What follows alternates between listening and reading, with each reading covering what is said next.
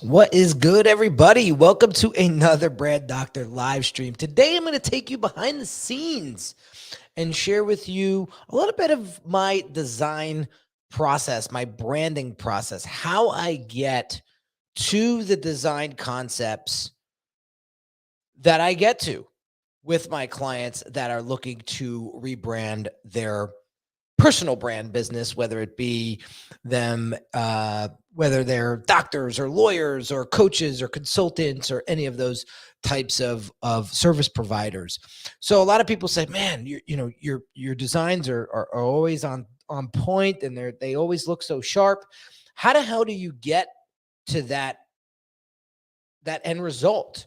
And I wish I can snap my fingers and be like, yeah, it's 1, 2, 3. It takes 3 seconds. And, or I've been doing this for so long, I could do it with my eyes closed and I know what to do and what not to do. Yeah, that's all part of it. But there is a little madness behind my creations. And so I want to share with you some of that. So right now we are currently working with a physician who is looking to branch out and start her wellness program online.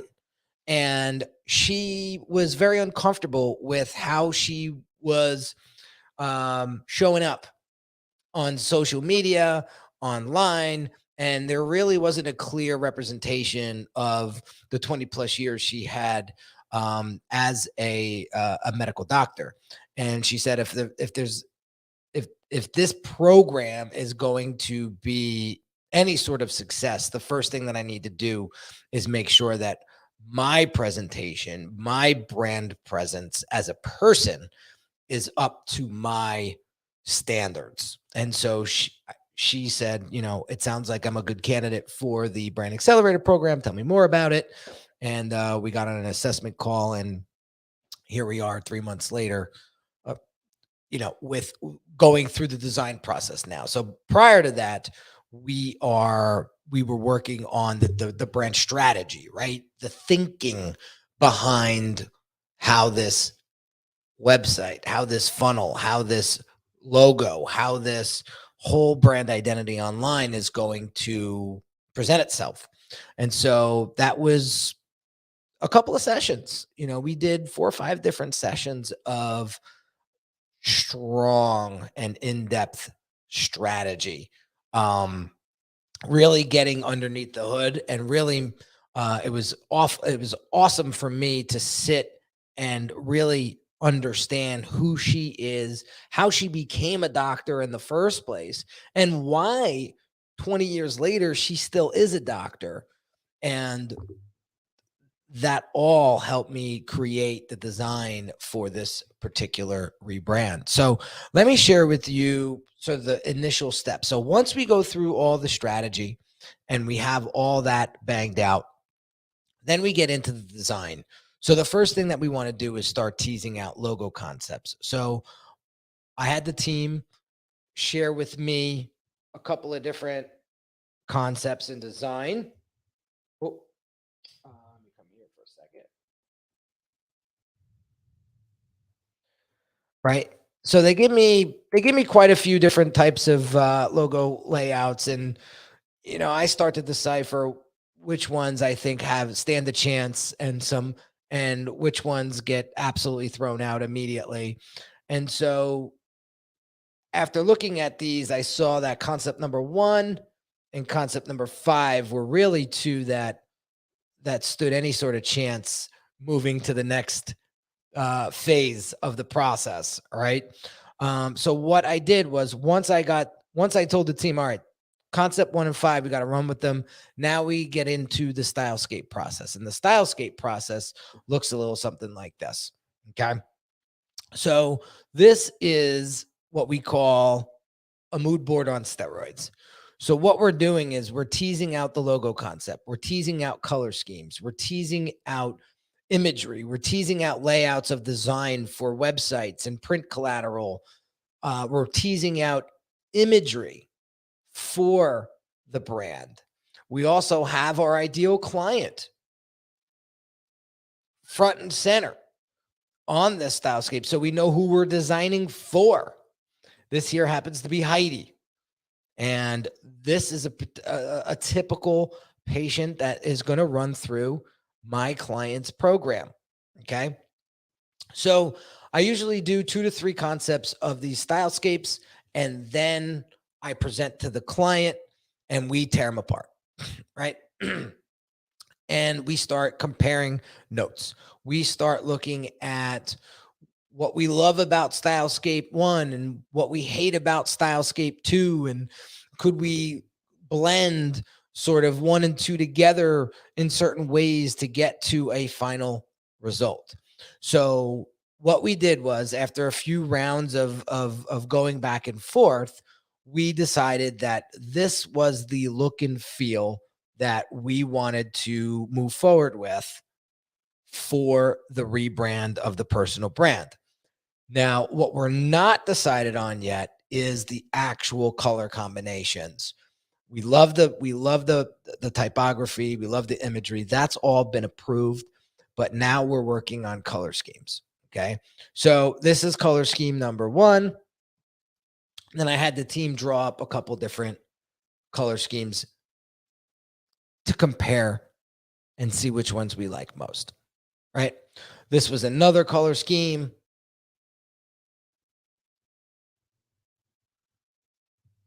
As you can see,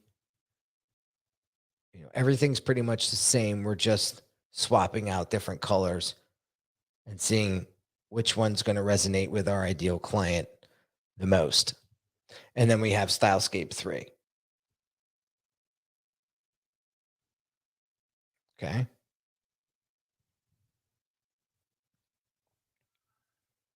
So I would love to know in the comments, out of those 3 Stylescapes, which one resonated with you the most.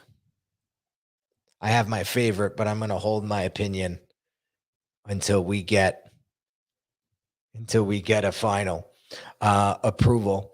But that is how we start to mold the design of our rebrand projects. Okay. We start with initial look. We start with the strategy. Obviously, we get a better understanding of who their ideal client is, who they are, why they started this business in the first place, and what their intentions are, how they want to be presented, how they want to show up, etc.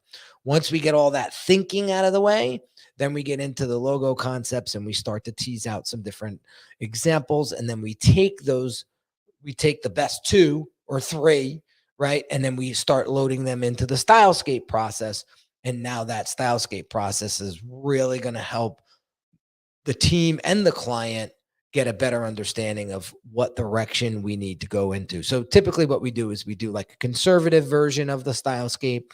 We do like a medium version of a Stylescape, and then we do like a real spicy or over the top style of the Stylescape.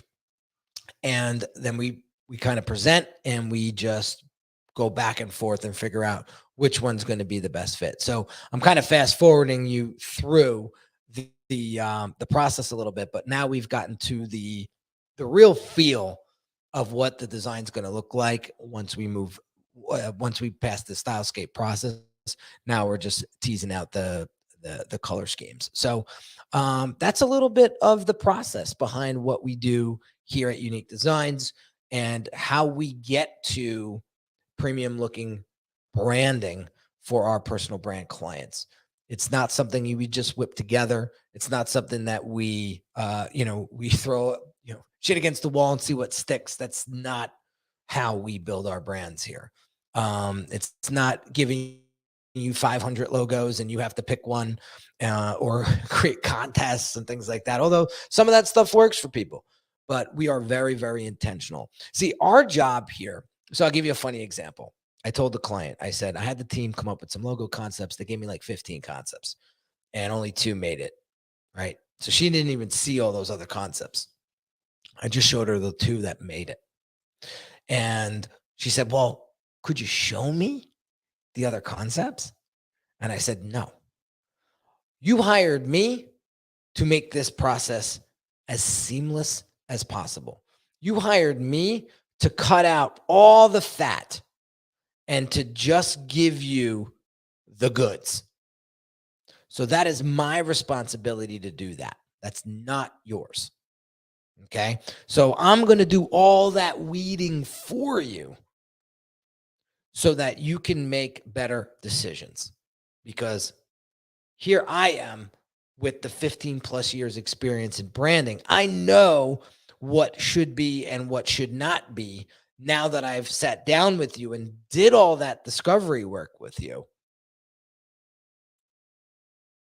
Now I'm going to pave that way for you so it's easier for you. So you don't have to go through all the mess that if you tried to do this yourself, you would probably have to go through. So that is the true value of going through a very formal branding process with somebody that knows what the hell they're doing.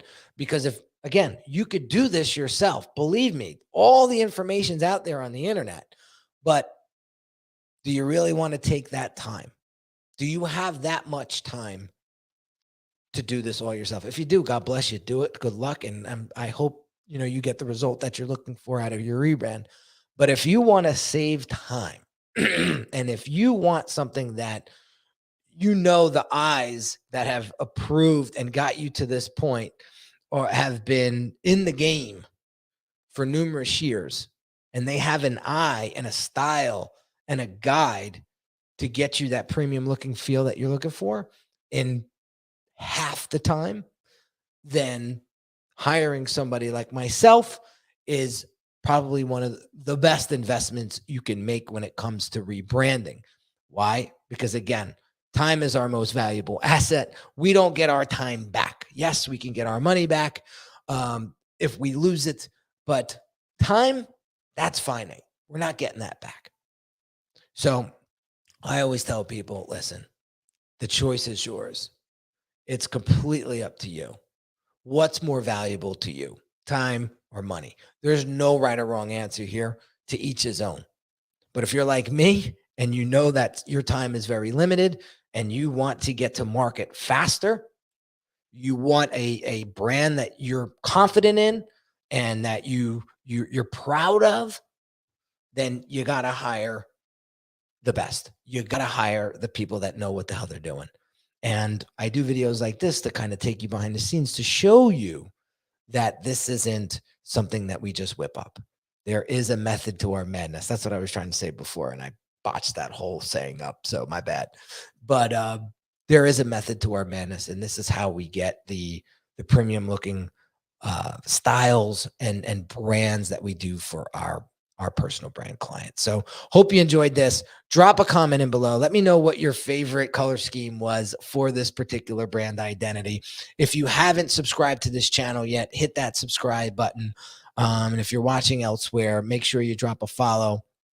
And we will continue to bring you behind the scenes footage, behind the scenes coverage on the development of this particular personal brand rebrand project. So once we get done with this, we're going to create a application deck for the logo so the client can actually see what the logo is going to look like in the real world, right?